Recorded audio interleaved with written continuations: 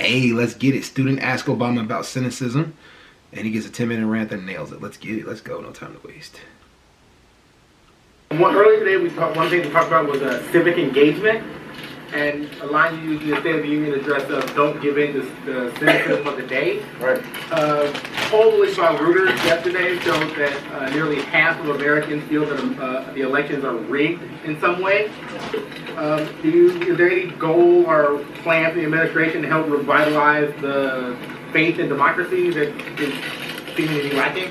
Well, you know what? This is something that I've tried to do ever since I got into public office. As you know, I came into this work as a community organizer and strongly believe that our democracy only works when people participate.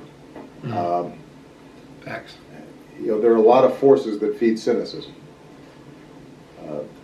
And there's no dispute that our democracy is not working as well as it should. I can tell you some of the reasons for that. One of it is that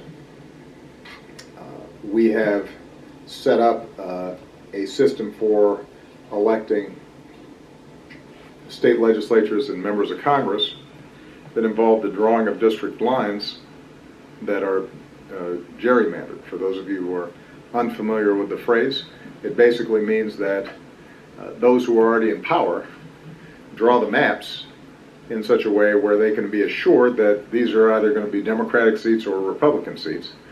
And what that's done is it's made very few seats competitive.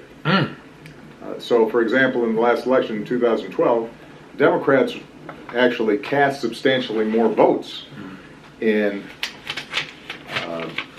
congressional elections, but ended up with substantially fewer seats. And the reason for that is in 2010, when the census was done and redistricting of congressional and House legislative seats were drawn, Republican governors and Republican majorities were responsible for drawing most of the seats. Now, I want to be clear, Democrats aren't blameless on this either. But California, for example, has gone to a process of nonpartisan districting. The advantage there is not only do you make more seats competitive, but it also means that politicians have to compete for everybody's votes because they're not in safe seats. They're not in a safely Republican district or a Democratic district. And what that does is it means they've got to not just appeal to the extremes of their party. Part of the reason we've seen polarization and gridlock here in Washington is because there's been this great sorting, and Democrats have moved much further, have moved left. Republicans have just gone way to the right.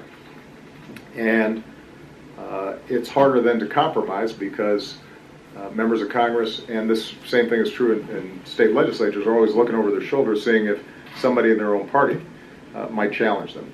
And then the system doesn't work. So that's a big chunk of why people are cynical, because they feel like their votes don't count, and if you draw districts that are ironclad one party or another, then they're not entirely wrong. Another reason that people are cynical is money in politics. The Supreme Court issued a ruling, Citizens United, that allowed super PACs and very wealthy individuals to just finance all these ads that you guys see on TV all the time.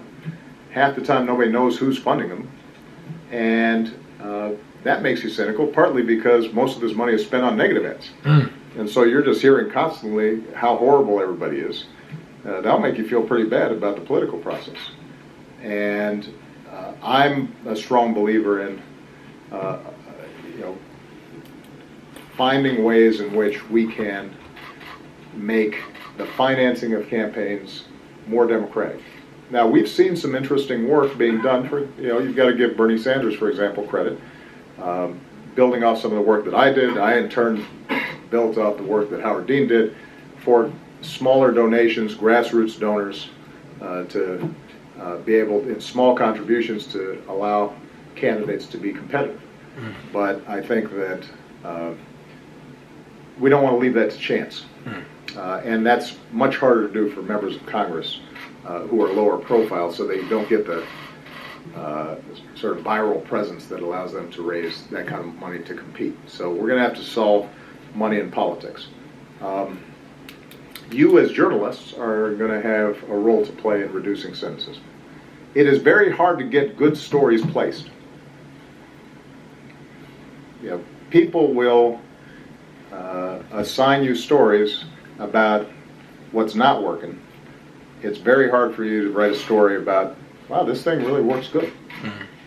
And just to take the federal government as an example, every day I've got 2 million people who work for the federal government, whether in our military, our law enforcement, our environmental protection, helping veterans, etc., and they are doing great work.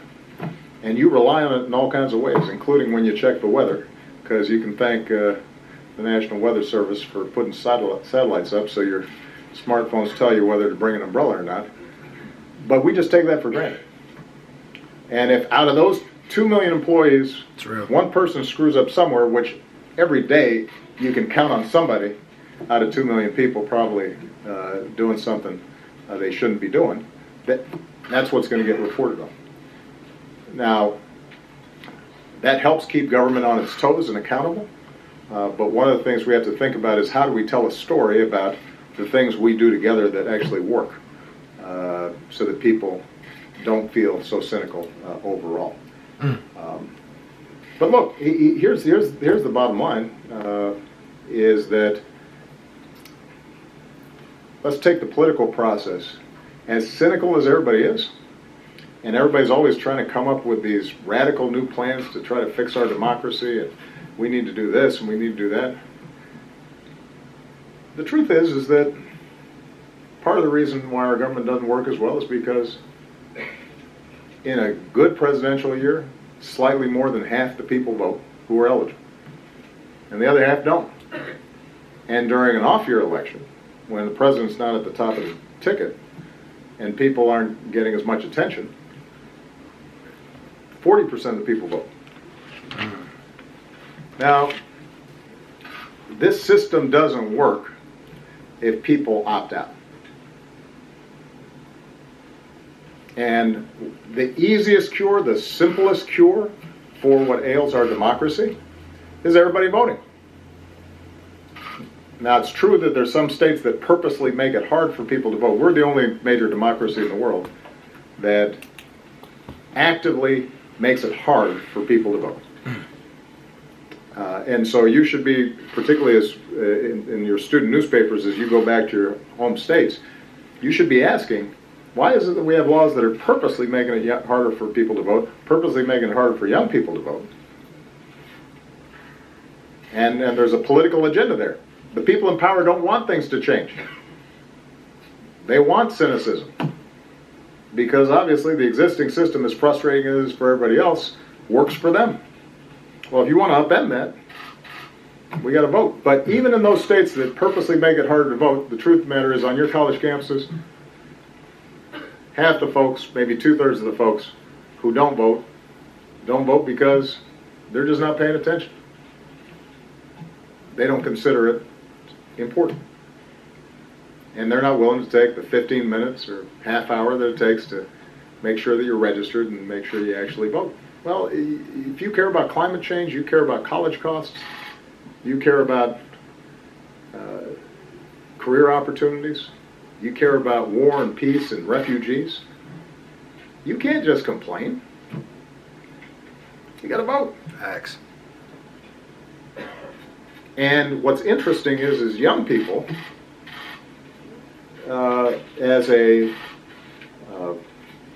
voting bloc, are the least likely to vote.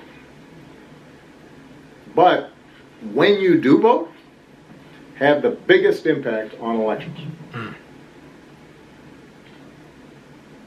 During a presidential year, young people account for like 19% of the total vote.